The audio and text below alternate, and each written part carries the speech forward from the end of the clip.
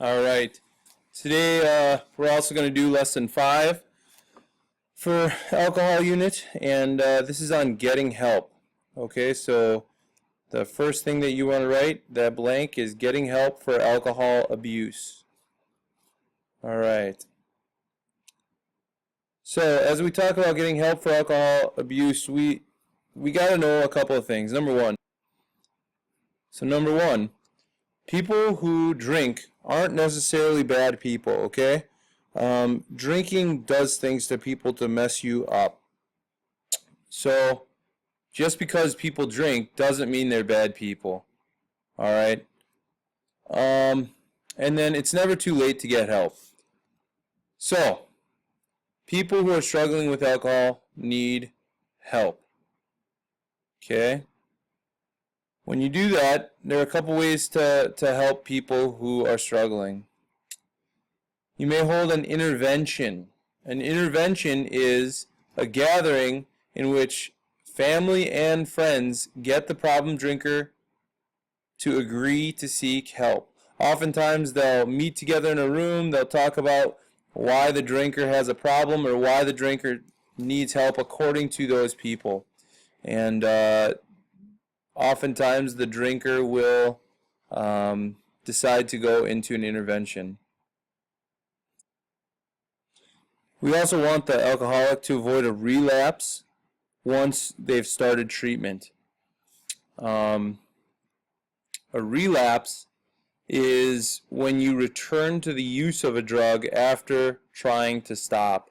So relapses happen when, somebody stops doing something, whether it's alcohol or tobacco, they stop smoking or they stop drinking, and then something causes a relapse, whether it's just the temptation of the drink, the temptation of the cigarette, or something happens in their life that they can't handle, so they turn to the alcohol or the drug as a reason to start drinking again.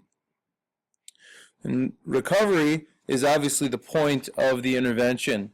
Anyone with that problem, their goal should be recovery. And recovery is the process of learning to live an alcohol-free life or a drug-free life. When you go through recovery, part of the things that happen are withdrawal. We did talk about some symptoms of withdrawal with tobacco unit, but the physical and psychological reactions that occur when somebody stops using an addictive substance, that is withdrawal. And that happens when you use alcohol and then you stop using it, or when you use tobacco and you stop using it. Heck, it even happens if you use sugar and you stop using that, you have withdrawal symptoms. Caffeine's another big one. If you've ever stopped drinking pop, you might get a headache or something like that. Or if you guys are coffee drinkers, if you don't drink coffee, your body just doesn't feel normal. That's an addictive substance as well. Even caffeine is. So there are steps along the road to recovery. It consists of a number of them. All these steps must be taken. Okay? So number one, you have to admit that there is a problem. As much as that's going to stink for that person to admit it, that is the first step to recovery. Okay? All the people around that person could see. You can see that this person has a problem, but if they don't admit it, it's not going to get any better. Then there's counseling. AA stands for Alcoholics Anonymous, and that's a support group. There's also professional help. Detoxification is the physical process of freeing your body of an addictive substance like alcohol. So we call that detox for short. But when you're in detox, you're going to be going through all those withdrawal symptoms we talked about earlier. And then resolution is accepting responsibility for what you've done, accepting responsibility and acknowledging that you are an alcoholic. And then there's help for the family as well. Al-Anon, it teaches family and friends about alcoholism and helps them understand how they've been affected. And then there's Al-Ateen. This is designed to help teens deal with alcoholic parents. So You got it from both ends of the spectrum. If you're not an alcoholic,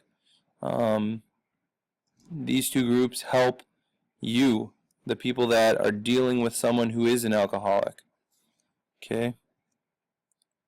And then ways to stay alcohol free.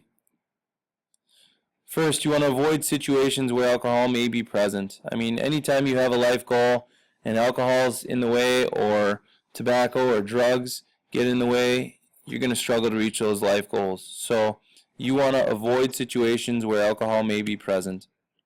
2, choose friends who are alcohol free as well. And at your age, there should be a lot of people to choose from.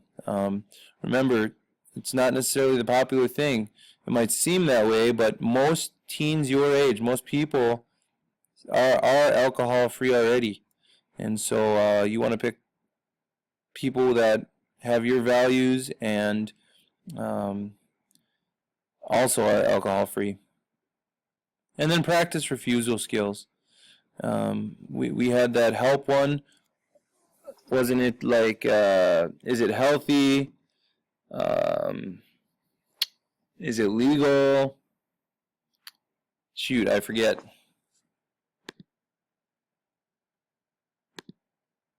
Oh yes, I remember now. It's HELP. It stands for healthy, ethical, legal, and would your parents approve? So you can always use that acronym as well.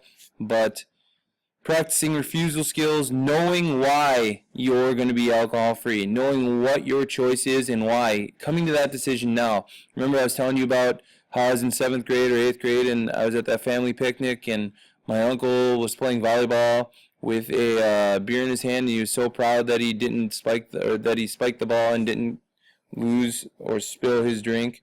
Like, that's something that I decided at your age that I did not want to be like. And so that helped me when there were situations that I went to parties or something where there was alcohol. I already had decided that I didn't want to drink.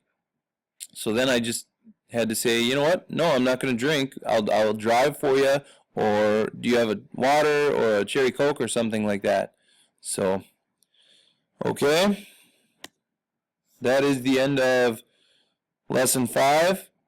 And like as I said before, if you need to review anything, just go ahead and back this up or back it up and get any notes that you missed. All right.